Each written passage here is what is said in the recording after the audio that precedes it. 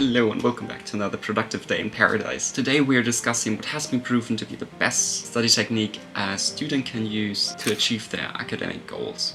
Originally I planned on making an in-depth course about studying itself, like for example what type of techniques to use, I would evaluate why I would use them, how to focus, how to memorize stuff, etc, etc. But I've decided to make this video first, because I have struggled with studying and recalling my study material for years now. And I don't want you to. I want you to get the best grades imaginable, and that right now. So here we are. I've divided this video in 3 parts. Number 1, what people are getting wrong about studying itself. Number 2, what active recall really is.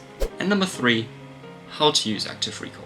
There's one important lesson learned from studying, and that would be that just because you are studying doesn't mean that you're doing it right.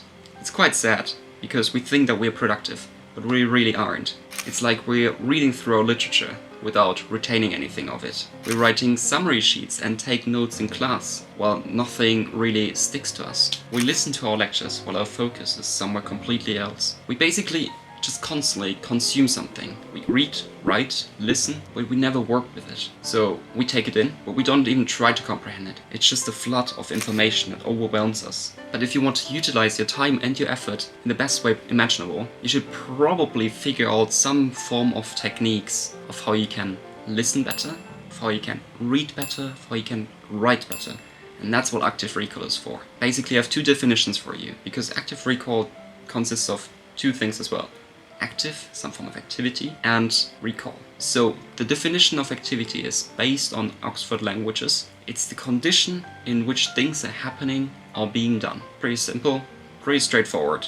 And what does recall mean? Now this is my own definition. It's basically the ability to remember something.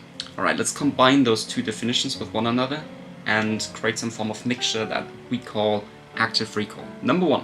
If you want to do something, you need to do it actively. How does that look like? Let's go ahead and go through the 3 stages of reading, writing, and listening, and think about how to use active recall itself. So number 1, reading. When you read, you have a textbook, or you usually have a textbook in front of you. You might have an iPad in front of you, you might have some notes in front of you, you have some form of text in front of you. Now first of all, you want to get through that quickly, don't you? You don't want to sit there for countless of hours and just read, and read, and read.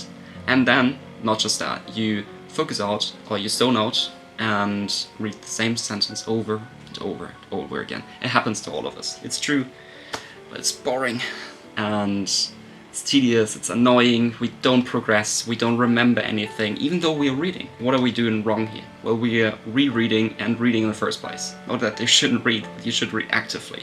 That looks like this. You sit down, have your reading material in front of you, and skim over your chapter. That means you figure out some initial questions. Like for example, what's the header? What does the headline consist of? Like what could the topic be all about? What are some important equations, for example? What are some things that are being highlighted, for example? Some things that are cursive, for example.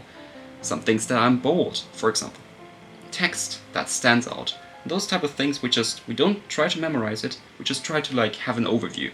Try to gather it all. Alright, then based on that, what I already said, we're going to ask ourselves questions. Based on the simplest things ever that we have just read about. Like for example the headers, the equations, and so on. Like, if you have the equation for the force of gravity in front of you, you could just simply ask it, what is it? What's the equation for the force of gravity? But it has to be a question. And you write that down on a sheet of paper. You don't write down the answer, you just write down the question. Now, you go ahead and return to your text after you've made your questions, a list of questions. You probably should have a handful, a dozen, maybe even 2 dozens in front of you right now, best case scenario. And you return to it, and now you actively read through your text, one by one, step by step.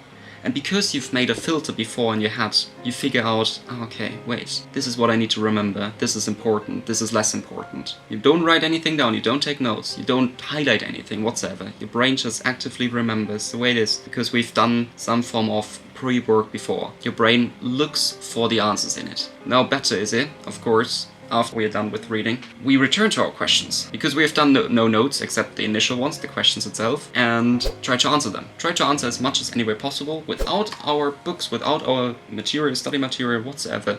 We just put that aside for a second. Just answer simple questions. Now when you have the answers in front of you, you're of course not sure if they're true or if they aren't. You might remember some things, you might remember it all. So you go ahead, go back to your study material, you open it again, and you review your answers. Now this technique that I just just described to you is a form of active recall. It's called the SQ3R method. It's basically skimming through a chapter, asking questions, reading through it, reciting what you've just learned, and reviewing your answers. And those 5 things is called the SQ3R method. It's one of the things of active recall. Now we move on to point number 2, and that will be writing.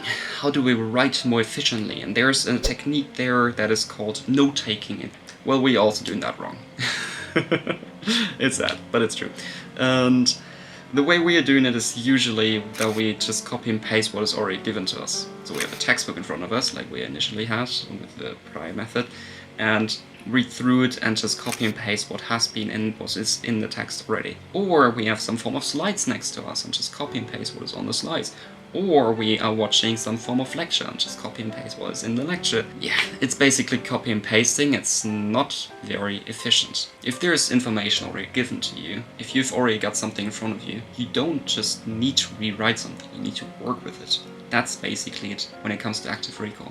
Again, the approach is you have the study material in front of you, ask questions about it, write down the questions, not the answers, then answer the questions when you're done with, for example, the lecture or whatsoever, and review your answers afterwards. Simple enough. SQ3R method not just works for reading, also listening, also writing your essays and whatsoever. So go ahead and use them. That's how you take notes. It's called active recall. Again. And the third part is listening. Well, listening is something that we aren't doing actively either. We're just sitting there in a lecture and just getting bored out. We almost fall asleep often. That's normal. That's fine. But it's not how it's supposed to be. We're supposed to, well, again, listen actively. Be there, be present in the moment. You're supposed to be thinking about what you need to do actively. So, sit down, close your books, take occasional notes, and if you take notes, then take notes of questions and listen to your professor, to your teacher actively. You don't have to copy what's on the blackboard, what's on the whiteboard, what's on the slides, because you most likely are being handed out some form of worksheets, some form of literature, some form of slides, whatsoever. You get a presentation, you get something to work with. So you're not starting from ground zero just because the lecture's over. And when you actively think about the lecture throughout the lecture and ask questions, hello professor, I have a question, not just I want to go to the I want to go to the loo or something, like actively like good questions that you can work with, that the professor thinks, hey, that's actually quite interesting, I haven't thought about it myself. Then you memorize what the professor has talked about, what you thought about, and it will stick with you for longer. That might sound more difficult than what you originally have had in mind, like just note-taking the way you want it, just listening and writing the way you want it, and so on. But what is important to remember, if it's the only lesson and the only thing that you pick up of this now, I don't know, 10-minute long video, 8-minute long video, whatever, then it is, the more difficult something is for you to remember, the more active your brain is, and the more you think about something and try to get to that certain point, the longer it will stick with you. And that is active recall. Thank you everybody for watching, subscribe and check out this video. See you next time. Goodbye.